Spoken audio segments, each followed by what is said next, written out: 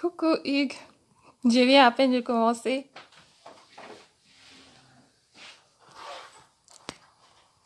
Ou alors de démarrer la vidéo. Je vais encore attendre un peu. Quelques personnes se connectent avant de commencer à traiter le sujet d'aujourd'hui. Donc, merci de partager la vidéo pour que plus se connectent avant qu'on ne démarre avec le sujet d'aujourd'hui.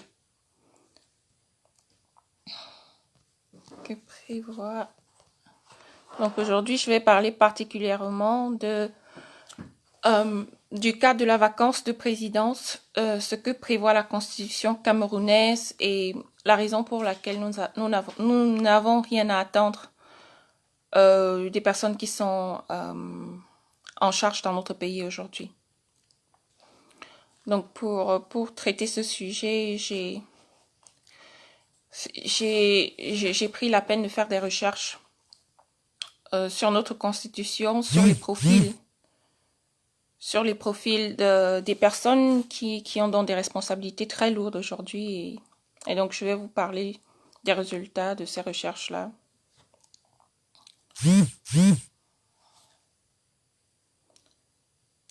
En attendant que plusieurs se connectent, j'espère que vous allez bien. Le confinement n'est pas trop pénible. Et donc, on va commencer. Je laisse d'habitude 5 à 10 minutes, le temps que les gens arrivent, et puis je démarre. La Constitution.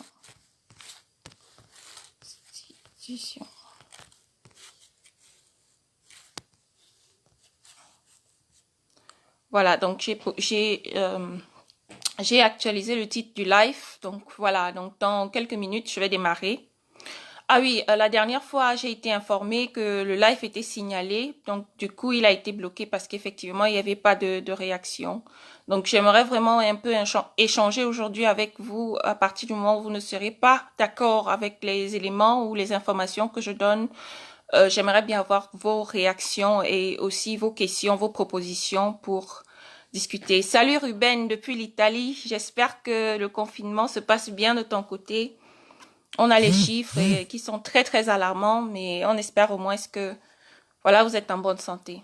Donc comme je disais aujourd'hui, c'est une séance informative, éducative. Je vais parler spécialement de la vacance de présidence au Cameroun, ce que la constitution camerounaise prévoit pour ce cas de figure, qui est responsable de quelle tâche exactement en cas de vacances au Cameroun, et comme je l'ai annoncé, pourquoi nous ne pouvons rien attendre des personnes donc concernées par cela.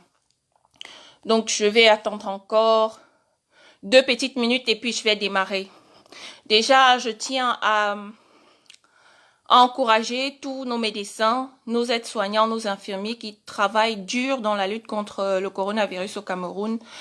On a eu des nouvelles, on a des nouvelles tous les jours qui ne sont pas toujours bonnes, mais pour ceux qui donnent du leur, qui font ce travail extraordinaire dans des conditions inimaginables, moi je dis déjà un bravo, et je continue d'espérer que voilà, la pandémie ne va pas se développer au Cameroun comme dans les autres pays, même si c'est très optimiste comme manière de voir les choses.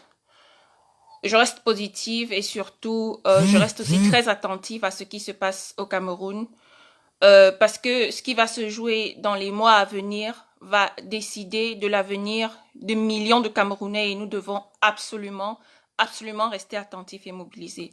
Donc voilà, je vois qu'il y a déjà assez de personnes. Je vais pas tarder, je vais démarrer avec mon live. Donc aujourd'hui, on va parler de la vacance de la présidence. Que prévoit la constitution camerounaise sur ce cas de figure? Comme je vous l'ai annoncé plus haut, j'ai fait des recherches sur la constitution camerounaise et je tiens à rappeler qu'en janvier 1996, la constitution a été changée. Donc la constitution de 1972 a été ratifiée. Et dans cette ratification, il y a un paragraphe donc qui traite exactement du cas de la vacance du Cameroun. Je vais préciser, je vais demander ici d'envoyer les cœurs et les likes pour sécuriser le live, parce que comme je dis, la dernière fois, j'ai été signalée plusieurs fois. Pourtant, pense que je parle plutôt des sujets qui devraient intéresser, qui intéressent beaucoup. Donc, merci Ken, merci. Donc voilà, je vais vous lire un extrait de la Constitution camerounaise parce que moi j'aime bien traiter les sujets avec des informations de source. Donc ici on a un article 4, donc l'alinéa 4 d'un article de la Constitution qui traite du cas de vacances de présidence. Donc je vais vous lire l'extrait et puis on va développer par la suite. Donc en cas de vacances de présidence de la République pour cause de décès, de démission ou d'empêchement définitif constaté par le Conseil constitutionnel, le scrutin pour l'élection du nouveau président de la République doit impérativement avoir lieu 20 jours au moins et 40 jours au plus après l'ouverture de la vacance. L'intérim du président de la République est exercé de plein droit jusqu'à l'élection du nouveau président de la République par le président du Sénat. Et si ce dernier est à son tour empêché par son suppléant suivant l'ordre de préséance du Sénat, c'est-à-dire que la deuxième personne avec le plus de responsabilités au sein du Sénat prendrait le rôle de président de la République intérim si le président du Sénat venait à ne pas être capable d'assumer cette responsabilité après que la vacance de président ait été annoncée par le Conseil constitutionnel. Donc, on va continuer avec la lecture de l'extrait. Le président de la République par intérim, le président du Sénat ou son suppléant ne peut modifier la Constitution, ni la composition du gouvernement. Il ne peut recourir au référendum. Il ne peut être candidat à l'élection organisée pour la présidence de la République. Fin de citation. Donc, en ce paragraphe, on comprend que l'avenir du Cameroun aujourd'hui est entre les mains de trois personnages dans notre pays, c'est-à-dire la présidence de la République tenue par M. Biya, le président du Sénat, M. Nyat Difendi, et le Conseil constitutionnel présidé par M. Clément Atangana. Maintenant, essayons de comprendre un peu comment ces trois entités se mettent en marche. Les recherches approfondies dans la constitution de notre pays m'informent sur la constitution du Sénat que, et je vais lire juste la première phrase donc du chapitre 2 sur le Sénat représente les collectivités territoriales décentralisées. Nous savons tous ce que la décentralisation a donné aujourd'hui, 4 ans de guerre au Nozo et plein d'autres catastrophes, mais que je ne vais pas citer. Mais revenons donc sur le Sénat. Comment est constitué le Sénat? En effet, chaque région a 10 sénateurs au Cameroun. Donc ces sénateurs sont censés représenter les intérêts de les localités respectives. Nous avons 10 régions, donc nous avons 10 provinces, donc du coup nous avons 10 sénateurs par région. Sauf que, dans la même constitution, il est écrit 7 sénateurs sont élus locaux et 3 parmi les 10 sénateurs donc sont nominés par M. Biya. C'est-à-dire que sur 100 sénateurs dans tout le Cameroun, nous avons 30 sénateurs qui sont nommés par M. Biya. Ça veut dire qu'au sein du Sénat, 30% est déjà contrôlé par M. Biya. Donc, imaginez-vous, en plus de ces 30%, les pseudo-opposants ou représentants des localités qui se présentent et qui, naturellement, appuient la politique menée par M. Biya. Je pense que c'est ce qui explique aujourd'hui que M. Nyat puisse rester aussi longtemps à la tête du Sénat à son âge 85 ans, effectivement, voter avec une majorité de plus de 80%, on s'interroge donc si effectivement les sénateurs représentaient les intérêts des localités décentralisées. On parle des régions, par exemple, qui ont passé 10 ans sans avoir l'accès à l'eau potable. Aujourd'hui, avec cette crise, que M. Nyat réussit à avoir plus de 80 voix au sein du Sénat, ça ne prouve que dès la base, les résultats sont fauchés déjà par l'appropriation de 30% des membres du Sénat par le parti au pouvoir, mais en plus, la plupart de ces pseudo-représentants de différentes localités au Cameroun qui continuent encore de faucher les résultats. Maintenant, quittons le Sénat. Donc, puisque nous savons déjà que de M. Nat, en étant président de la République par intérim, nous ne pouvons rien attendre de lui. Pensons maintenant au Conseil, intéressons-nous au Conseil constitutionnel qui est censé en fait répondre à la question qui est posée par beaucoup aujourd'hui. Quel est l'état de santé de M. Biya? Est-il encore capable de nous diriger ou pas? Puisque dans la constitution camerounaise, c'est le Conseil constitutionnel qui déclare la vacance, c'est donc le Conseil constitutionnel qui doit d'abord faire le constat. Que nous dit la constitution camerounaise sur le Conseil constitutionnel? Donc ici, nous avons l'article 51 du Conseil constitutionnel. Accrochez-vous, hein, c'est scandaleux, accrochez-vous. Donc je vais vous lire un extrait et puis on va continuer à détailler. Donc le Conseil constitutionnel comprend 11 membres. D'accord? Parmi ces 11 membres, 3 sont désignés par le président de la République, dont le président du Conseil. C'est-à-dire que Paul Biya désigne 3 membres du Conseil constitutionnel, en l'occurrence le président de ce Conseil.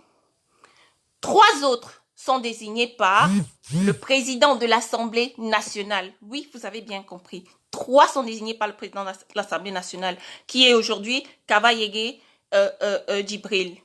Nous savons tous qu'il a prêté allégeance à Paul Biya et que, venant de lui, s'il fallait qu'il désigne 3 membres du Conseil constitutionnel, ce ne serait que des personnes qui prêtent allégeance au régime Biya. Donc, sur 11 personnes, nous avons déjà 6 qui sont des alliés de M. Biya. On continue. Donc, 3 autres membres du Conseil constitutionnel sont désignés par le président du Sénat.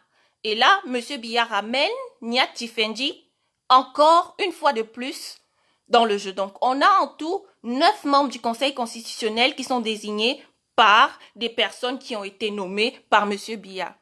Les deux autres sont désignés par le Conseil supérieur de la magistrature. Donc, ça veut dire que sur 11 membres, 9, la majorité du Conseil constitutionnel est déjà une équipe qui est mise sur pied pour travailler sur Biya. Mais ce qui m'a le plus interpellé, c'est que, comme je l'ai dit, cette ratification de la Constitution a été faite en 1996. Mais attention, le Conseil constitutionnel est mis sur pied, donc entre en fonction, écoutez très attentivement, le 7 février 2018, c'est-à-dire peu de temps avant l'élection présidentielle 2018. Qu'est-ce que cela veut dire? Depuis 1996 jusqu'à 2018, M. Biya n'avait vu sur la scène politique aucun opposant qui pouvait lui faire peur. Aucun opposant qui pouvait rassembler le peuple camerounais. Ayant observé tous les candidats potentiels à l'élection présidentielle 2018, M. Biya comprend que son pouvoir est en danger. Et pour s'assurer que quel que soit ce qui se passerait, il resterait président de la République du Cameroun, il décide de mettre en fonction le tout premier conseil constitutionnel camerounais, à la tête duquel il va nommer M. Atangana Clément. Moi, j'ai voulu savoir, d'accord, il a eu peur de ce qui pourrait arriver pendant l'élection présidentielle, mais pourquoi particulièrement M. Atangana Clément? Je me suis intéressée à son parcours professionnel et c'est très intéressant donc ce que j'ai découvert pendant mes recherches. En fait, M. Atangana Clément a été longtemps président de la Chambre administrative de la Cour suprême. Mais en particulier, il a passé des années à trancher plusieurs contentieux électoraux, naturellement en faveur du RDPC. Donc, avant sa nomination comme président du Conseil constitutionnel, il a été, écoutez très attentivement, président de la Commission nationale de recensement général des votes pour les élections législatives et pour l'élection présidentielle depuis 1997. C'est-à-dire que Pendant toutes ces années, il a eu le temps de perfectionner ses méthodes de validation d'élections truquées, l'une après l'autre, au point où, après avoir montré de résultats plutôt spectaculaires à M. Biya, qui ne gagnait naturellement qu'avec des majorités sulfureuses, il se retrouve donc à la tête du Conseil constitutionnel qui est mis sur pied en février 2018 pour proclamer les résultats de l'élection présidentielle d'octobre 2018. Camerounais, Camerounaises, ils nous roulent dans la farine depuis trop longtemps. Depuis 96, les années 2018, 2019 et 2020 avaient été planifiées. Je ne vais pas parler de vision, mais je vais parler de stratégie politique. On étudie le terrain, on voit les dangers potentiels et on adapte les tactiques en fonction des difficultés. Voilà ce qui se passe au Cameroun aujourd'hui. Donc, si nous voulons vraiment savoir quel est l'état de santé de M. Biya aujourd'hui, est-il en mesure de nous gouverner ou pas? En principe, le Conseil constitutionnel, c'est-à-dire son président, se lèverait et nous expliquerait, déjà, obligerait M. Biya à faire un bilan de santé qui va prouver qu'il est en capacité de continuer de nous diriger et en plus faire un rapport qu'il présenterait à l'opinion camerounaise en disant, à la suite de nos analyses, nous constatons que le président de la République est bel et bien en mesure de continuer de diriger le Cameroun et donc la question serait claire. Sauf que quand on a un monsieur Clément Tangana qui a servi pendant des années le système corrompu, qui s'y est perdu pendant sa carrière, quand on a un monsieur Nyat Tifendi au Sénat, un monsieur vieux qui peut à peine marcher, qui est censé assurer l'intérim en cas de vacance de la présidence pour une quelconque raison que ce soit, quand on a un monsieur Kavaye Djibril à l'Assemblée nationale, on ne peut s'attendre à rien de bon. Ni le président de l'Assemblée nationale, ni le président du Sénat, ni le président du Conseil constitutionnel ne viendra nous dire la vérité sur cette question. Personne d'entre eux. Quand on regarde les personnes qui ont été donc nommées par exemple au Conseil constitutionnel, parce que le Conseil constitutionnel c'est quand même 11 personnes. On peut dire que je suis en train de m'acharner sur monsieur Atangana Clément, mais je peux continuer de vous apporter des informations sur certains des membres tout autant intéressants. Donc, dans la suite de mes recherches, je retrouve un monsieur comme monsieur Emmanuel Bondé, ancien ministre de l'Industrie et des Mines et du Développement, ancien secrétaire général du ministère de la Santé publique. Oui, vous voyez un peu à quoi ressemble la santé publique camerounaise aujourd'hui face à la crise du coronavirus. Donc, ancien secrétaire général du ministère de la Recherche scientifique et technique, bien sûr, un domaine aussi auquel, après qu'il soit parti, on a installé une dame qui est à la chasse de chauves-souris et de pangolins au Cameroun, supposant que ce serait la cause du coronavirus, pendant que tous les autres pays sont concentrés effectivement dans les laboratoires pour développer déjà des kits de tests de plus en plus rapides et surtout des médicaments qui pourraient permettre de lutter contre la maladie. Donc, on continue. Il a donc été, M. Emmanuel Bondé a été ancien secrétaire d'État chargé des routes au ministère des Travaux publics et il a été ancien ministre de la fonction publique. Voilà un personnage qui est naturellement aujourd'hui, qui avait été nommé comme membre du Conseil constitutionnel. On a monsieur Joseph-Marie Bitoum Woum, ex-ministre de la Jeunesse et des Sports. On a Jean Fomé Akame, conseiller juridique de Paul Biya. Donc voilà les gens qui constituent aujourd'hui les personnes qui sont censées nous dire quelle direction le Cameroun va prendre demain. Des personnes qui ont prouvé dans des secteurs aussi précis comme les travaux publics, les routes, la santé publique, la recherche scientifique, à quel point ils sont incompétents pendant des années et des années, mais ce sont ces gens, spécialement ces gens qui ont été choisis pour constituer le Conseil constitutionnel camerounais, donc pour décider qui deviendrait président de la République ou pas, indépendamment des élections et du fait que celle-ci a été truquée ou non. Voilà la situation dans laquelle nous sommes aujourd'hui dans notre pays.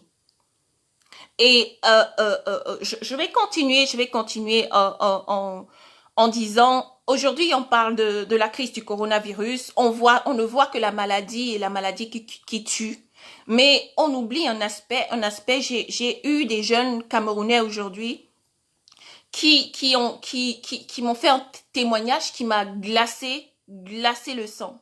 En effet, à cause de la crise du coronavirus, beaucoup sont en train de fuir pour aller s'installer chez des proches, dans la famille, et abandonnent leur chambre estudiantine ou leur boutique pour se confiner. Sauf que, par manque de mesures, donc pendant que l'État camerounais est en train d'organiser l'armée pour aller mener une guerre fratricide en zone anglophone, les populations, les marchés, les campus estudiantins qui sont censés être sécurisés par nos forces de l'ordre, sont abandonnés à elles-mêmes. Du coup, des cambriolages systématiques ont déjà démarré, bien sûr. Peut-être nous ne comprenons pas pourquoi la police dans les pays européens arpente les rues, patrouille quand on parle de confinement. C'est pour garantir la sécurité parce qu'il y a des personnes mal intentionnées partout. Et donc, au lieu de mettre la police à ce travail-là, la police est instrumentalisée pour s'acharner sur des personnes qui vont organiser des manifestations au lieu de faire le travail qui est le leur. Le gouvernement camerounais est irresponsable aujourd'hui. Le gouvernement camerounais est dysfonctionnel. Le gouvernement camerounais a failli pendant presque 40 ans déjà. Et si nous, la jeunesse camerounaise, nous ne nous réveillons pas, si nous ne restons pas attentifs à ce qui se passe dans notre pays, nous verrons bien un personnage sortir de l'ombre ou peut-être pas et prendre les rênes du Cameroun et continuer de nous mener au gouffre comme ce que nous avons suivi les 30 et 40 années précédentes. Je tiens à lancer cet appel particulier à la jeunesse camerounaise. Ils paraissent peut-être, quand on a beau faire des vidéos dans lesquelles on se moque de leur incompétence, on se moque des choses incroyables, insensées qu'ils disent, des actes irresponsables qu'ils posent. Chers Camerounais, la blague est terminée. La blague est terminée. Je vous demande pendant cette période de confinement de faire une introspection. Regardez vos vies. Regardons nos vies. Regardons la vie de nos enfants. J'ai grandi au Cameroun dans des années où des enseignants étaient admirés. Pensez aux personnes qui ont fait de vous les personnes que vous êtes aujourd'hui. Pensez aux maîtres que vous aviez à l'époque. Des passionnés de ce qu'ils faisaient. Et c'est pour ça qu'ils pouvaient vous transmettre les matières qu'ils enseignaient avec tant de passion. Et c'est pour ça que vous compreniez ce qu'ils vous enseignaient. Demandez-vous ce que vous aviez rêvé devenir il y a 10 ans. Demandez-vous ce que vous pensiez devenir quand vous étiez jeune. Posez-vous la question de savoir pourquoi vous n'avez pas réalisé vos rêves. Cherchez les responsables et assumez la part de vos responsabilités. Assumons la part de nos responsabilités. Si nous ne voulons pas que nos enfants vivent les mêmes désillusions que nous, si nous ne voulons pas que nos enfants grandissent comme des parasites, sans fierté, comme nous avons grandi, nous devons absolument d'abord rester éveillés, attentifs à ce qui se passe dans notre pays, mais en plus être prêts à donner du nôtre pour que notre pays change. Notre pays peut changer. Notre pays a tout ce qu'il faut pour avancer. Nous avons des personnes bien pensantes. Nous avons des personnes qui ont du talent. Nous avons des personnes, je ne vais prendre que le sport. Regardez le sport camerounais. Dans la Champions League, combien de Noirs jouent au football aujourd'hui dans le monde? Combien représentent leur pays d'origine? Combien? Pourquoi rien que le sport où il n'y a pas, soit on est bon, soit on ne l'est pas. Pourquoi sur ces domaines-là, nous sommes incapables d'exceller et de briller? Combien d'entre vous avez les rêves de devenir athlète professionnel?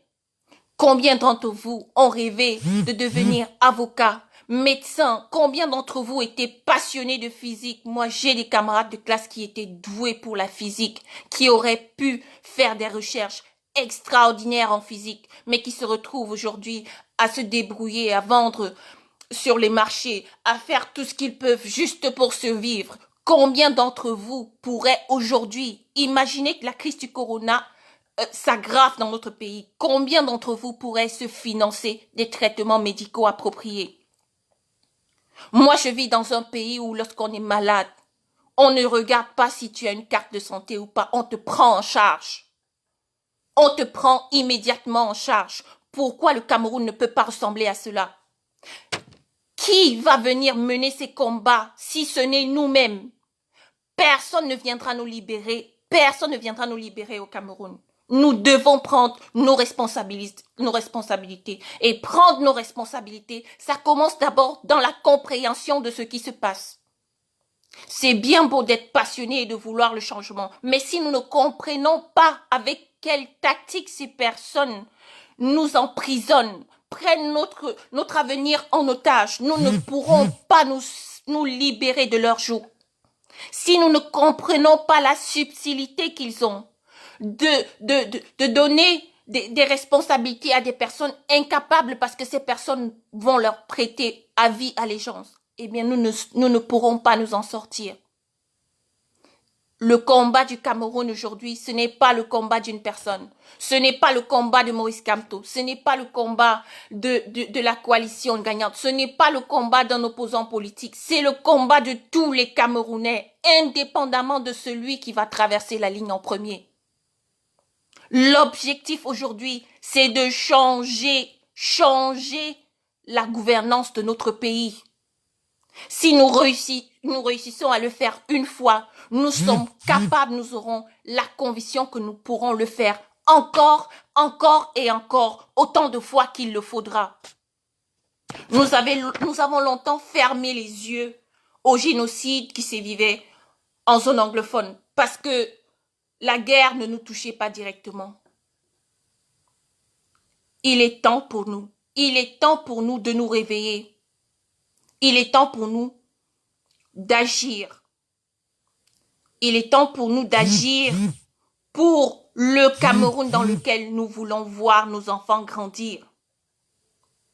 Si nous sommes satisfaits de la situation dans laquelle nous vivons, alors taisons-nous et continuons à subir.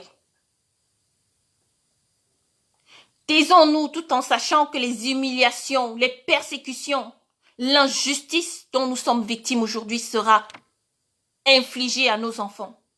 Regardons nos enfants en face chaque jour et rappelons-nous, j'ai préparé un héritage pour toi. C'est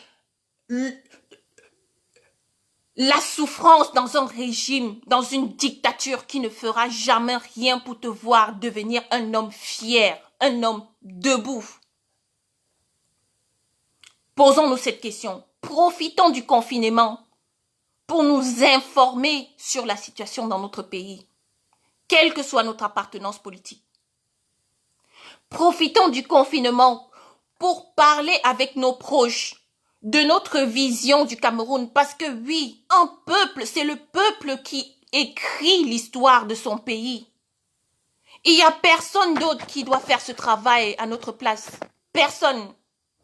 On a beau avoir des leaders qui nous montrent le chemin, ces leaders ont besoin de nous. Et si nous n'avons pas de leaders, alors devenons les leaders que nous voulons voir nous diriger demain. Rien ne t'empêche, toi Camerounais aujourd'hui étudiant, de décider de devenir le prochain président de la République du Cameroun. Rien ne t'en empêche. Mais quelle est ta vision pour le Cameroun? Quelle est la vision des autres qui vous promettent ciel, or, argent? Est-ce que cette vision colle avec la tienne? Quelles sont tes exigences envers le Cameroun? Faisons nos bilans. Faisons nos bilans et soyons prêts à barrer la route à toute tentative de passation de services de gré à gré dans notre pays. Si nous ne réussissons pas à empêcher cela, nous repartirons encore pour 40, 50, 60 ans et je ne sais pas. Nous pouvons changer les choses aujourd'hui. Nous devons changer les choses aujourd'hui.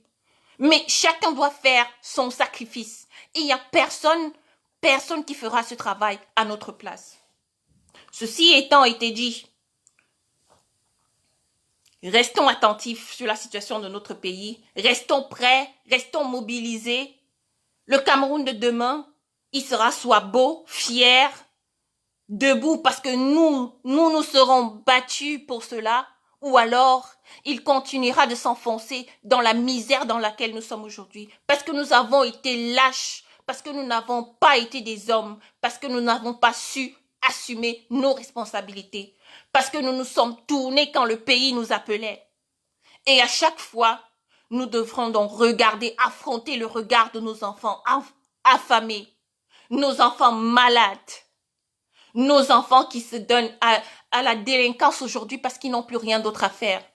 Et nous souvenir à chaque moment de cette année 2020, cette année décisive pour le futur de notre pays. Nous sommes contre l'alternance, contre la passation de pouvoir de gré à gré. Nous voulons que le code électoral camerounais soit changé. Nous voulons que la constitution camerounaise soit rectifiée. Et nous devons déjà réfléchir aux réponses, parce que c'est bien beau d'être pour la révolution, c'est bien beau d'être pour la résistance. Mais la résistance ne se résume pas à ce mot, elle se résume aussi aux propositions que nous faisons. Aujourd'hui, nous comprenons que nous avons un problème tribal au Cameroun. Comment le résoudre? Le fédéralisme est une possibilité. Si tu penses que tu es prêt, que ta localité est prête pour se lever pour elle-même, bats-toi pour le fédéralisme. Je pense que c'est une solution sur laquelle beaucoup se retrouveraient à partir du moment où les personnes devraient répondre devant leur population de leurs actes. Je ne vois pas pourquoi cela ne marcherait pas au Cameroun. C'est un principe qui marche très bien dans différents pays. En Allemagne, au Canada, au Nigeria, le Nigeria qui est notre voisin. Donc, chers Camerounais, la menace contre le coronavirus est là, elle est présente, c'est vrai. Prenez vos précautions, mais n'oubliez pas que le Cameroun a rendez-vous avec l'histoire depuis 2018 déjà. Et que ce rendez-vous, nous ne savons quand il reviendra. Du coup, celui-ci, nous devons maximiser nos chances pour changer le cours de nos vies. Agissons comme il faut. Posons les actes comme des personnes bien pensantes. Évitons les débats qui vont nous éloigner de nos objectifs. Concentrons-nous sur l'avenir de notre pays, parce que cet avenir est aussi le mien. Maintenant, je vais essayer de répondre à quelques questions qui sont posées. Voilà, donc je comprends pas cette question, mais je vais un peu parcourir les autres. Voilà, donc il y a Dominique Terotto qui dit laissez les gens, le pays est gâté, prions pour nos familles sur place. Depuis la naissance de Jésus, son départ, et puis les 2000 ans qu'on attend qu'il revienne, le Cameroun souffre. Les pays européens qui nous ont amené les religions et tout, certes, ils ont toujours des églises, mais ils ont séparé les religions des gouvernements. Parce qu'ils ont compris qu'il y a des responsabilités qui concernent le gouvernement. Il y a des pays dans lesquels il y a plusieurs religions. Et donc, le gouvernement doit être indépendant des croyances. Donc, vous qui choisissez de prier, allez donc demander aux personnes que vous priez d'apporter les solutions qu'il faut. Nous, on a décidé d'agir. Parce que agir ne va pas à l'encontre de la prière. Bien au contraire. Je pense que les chrétiens disent, aide-toi et le ciel t'aidera. Donc, Prier pour ceux qui choisissent de prier, c'est bien beau, mais ceux qui choisissent d'agir pour changer les choses, c'est encore mieux. Voilà. Donc, la prochaine intervention, c'est... voilà, c'est... okay, ja, Katharina, tut mir leid. Ja, es wird hier auf Französisch gesprochen, weil es ein Live ist, worin ich über die Politik in Kamerun spreche. Deshalb ich dann auch nur Französisch sprechen kann, weil mich die anderen natürlich nicht verstehen würden. Aber danke fürs Vorbeischauen. Vielleicht können wir uns mal Inbox nehmen und dann würde ich dir erklären genau, worum es hier ging. Ja, schön. Oui, bon, voilà, donc je vais pas prolonger le live. Donc, je crois que j'ai abordé tous les sujets que je voulais traiter aujourd'hui. Et je vous reviendrai très prochainement avec de nouveaux sujets. Maintenant, s'il y a des personnes qui ont des questions spécifiques, qu'ils posent celles-ci et qu'on puisse les répondre avant que je coupe le live. Même s'il faudrait déjà que je précise aussi que j'aurais aimé des réactions des autres pour échanger, pour que ce soit beaucoup plus un échange, des questions, des interrogations, des positions, des prises de position. Voilà.